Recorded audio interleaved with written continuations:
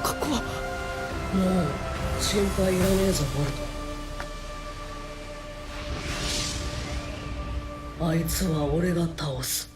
Jadi gini, eksistensi atau keberadaan sosok Naruto Uzumaki sama Sasuke Uchiha di Boruto tuh secara gak langsung ngedominasi keseluruhan tuh series sendiri. Bahkan dari pertama kali cerita dimulai, lu juga pasti ngerasa lah kalau malah mereka berdua yang jadi tokoh utamanya, bukan si Boruto ataupun karakter baru lain. Selain udah ngisi berbagai adegan mulai dari Naruto masa kecil, Shippuden, bahkan sampai cerita tamat, Naruto Sasuke malah ngebabat lagi screen time yang ada di Boruto. Bukannya dipakai buat nyorotin para karakter baru atau anak-anak dari generasi lama, yang jadi bintang utama tetap mereka berdua. Rasanya tuh jadi aneh banget tiap kali gue nyoba nonton Boruto. Judulnya aja yang ganti, tapi yang dapat peran utama kok tetap mereka berdua dari seri sebelumnya. Hal ini tuh bikin seluruh kisah kehidupan karakter baru di Boruto kerasa boring sama hambar buat diikutin karena keoverpoweran generasi sebelumnya itu. おい待ってくれ。行くな。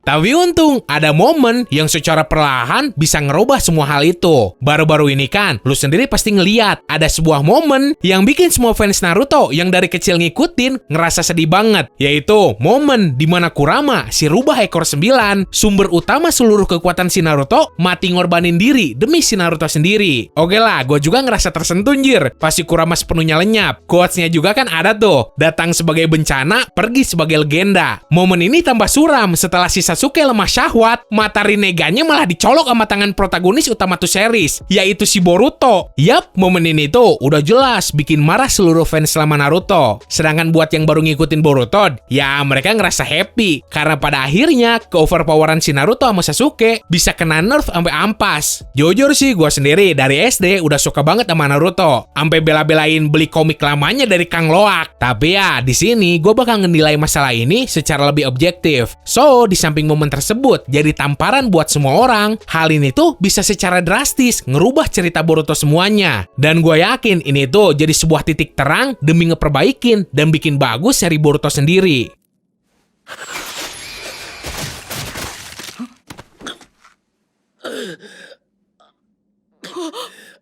たくお前らと来たら親子揃って。 Kenapa sih gue mikirnya gitu? Oke, sebagai awalan, kita lihat sebuah wawancara sama Masashi Kishimoto dulu pas awal-awal Boruto dimulai. Jadi kan si pewawancara nanya, apa sih yang jadi kekhawatiran seorang Masashi Kishimoto ngemulai sebuah seri manga baru setelah seri sebelumnya jadi sebuah karya yang populer. Terus si Kishimoto ngejawab, untuk seri Boruto karena segala hal udah saya keluarin di cerita Naruto, pada akhirnya konten yang ada di Boruto juga bakal keluar hal yang sama juga. Jadi saya khawatir nanti kesannya kayak repetisi cerita doang. Berhubung Naruto Sasuke udah jadi kuat banget dan sebelumnya terjadi battle yang spektakuler, nanti pertarungan karakter anak-anak di Boruto malah payah banget kesannya. Saya tidak ingin hal itu jadi sebuah kekurangan di Boruto, dan masalah tersebutlah yang bikin saya khawatir.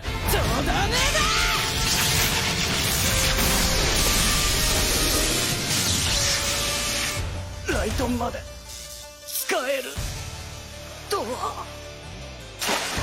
Nah, balik ke pembahasan. Dari wawancara itu aja, pasti lu udah bisa ngecerna maksud si Kishimoto. Sosok Naruto udah dapat banyak banget adegan sedari dulu. Bahkan di Boruto ini, gue juga ngerasa capek banget ngelihat mukanya. Si Naruto yang dapat semua momen keren lah, dapat momen nunjukin seberapa overpower tuh orang lah, betapa tangguh dirinya, bahkan sampai kebaikan sama kerendahan hati di kehidupan sehari-harinya juga sampai dikasih lihat. Buat gue itu tuh udah berlebihan banget anjir. Justru lebih menyentuh versi Naruto dulu. Si Naruto dibully lah, rivalitasnya sama si Sasuke, perannya di perang Shinobi, sampai story arc di mana Doi jadi Hokage. Intinya, dulu si Naruto masih ada sisi abu-abu di dalam moralnya. Kagak kayak sekarang udah kayak Messiah anjir. Si Naruto tiap hari kerjanya nyelamatin orang-orang mulu, sampai si Boruto juga 24 jam sehari diselamatin mulu. Nah, makanya si Kurama mati bisa jadi dorongan buat si Boruto. Karena untuk pertama kalinya, Doi kagak bisa ngandelin kekuatan overpowered babehnya lagi. なんだよ、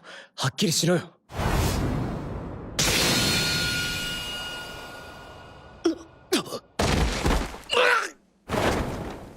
11-12 sama kasus si Sasuke matanya dicolok. Rinnegannya tuh udah jadi faktor utama aspek dari kekuatan si Sasuke. Apa-apa tinggal melotot. Untung sekarang si Sasuke bisa dibilang jadi lebih lemah. Ngomongin soal si Sasuke, pas tuh orang ada di Shippuden karismanya gila banget nyir. Sampai gue yang ngelihat juga kagum. Lah sekarang malah jadi Bang Toib yang sering pakai alasan habis cakra pas gelut. こいつはまさか。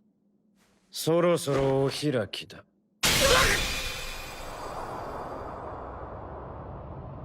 Nah, karena sekarang si Naruto sama Sasuke udah kehilangan sumber kekuatan yang bikin mereka overpowered banget, pada akhirnya mereka berdua bisa istirahat dari peran bintang utama. Dan hal ini tuh ngasih ruang buat si autor ngembangin ceritanya lagi, nulis story arc yang lebih banger, yang diharapin bisa ngangkat reputasi Boruto. Contohnya kayak cerita yang berfokus ke pengembangan sosok seorang Boruto, ditambah si Sarada ataupun Mitsuki. Karena hal tadi bisa ngasih kesempatan buat para bocah di Boruto dapat spotlight.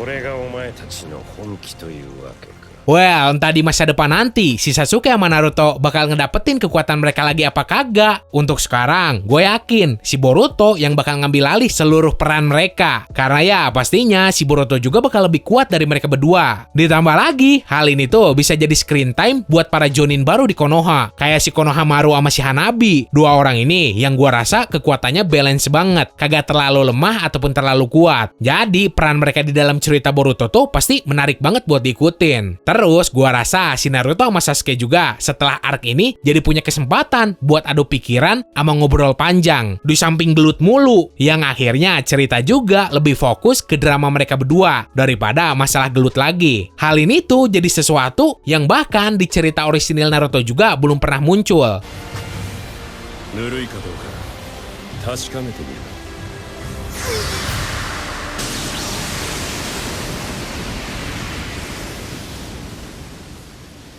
Intinya, nerf gila yang dilakuin autor Boruto tuh harusnya bisa dilakuin dari dulu sebelum reputasi Boruto bener-bener rendah. Meskipun sekarang, hal itu tuh bisa dieksekusi lumayan bagus, sampai kagak ada yang komplain. Tapi jujur sih, pengennya gua juga ngelihat momen pas si Sasuke Rinnegannya hancur, dibikin lebih spektakuler, dibanding cuma kena serangan kejutan dari bocah doang. Tapi tetap sih, biarpun gitu, maksud dari nerf ini sendiri kagak hilang. Si Naruto Kuramanya modar jadi hal bagus, si Sasuke Rinnegannya hancur juga jadi hal bagus. Hal ini jadi titik awal perubahan yang ada di era baru dunia Boruto, yang bisa bikin ceritanya lebih kompleks dan menarik dibanding generasi sebelumnya.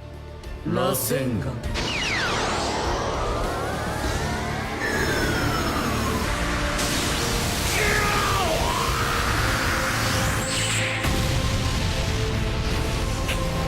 Jadi, menurut pendapat lu sendiri, momen perubahan drastis ini tuh kesannya kayak gimana sih? Lu bisa langsung tulis aja di kolom komentar. So, semoga lu enjoy dan bisa nambah informasi lu seputar dunia animanga. Buat lu yang belum subscribe ke Distrik Anime, silakan lu bisa langsung tampar aja tombol subsnya. Sekian dari gua, sorry kalau ada salah-salah kata. Bye!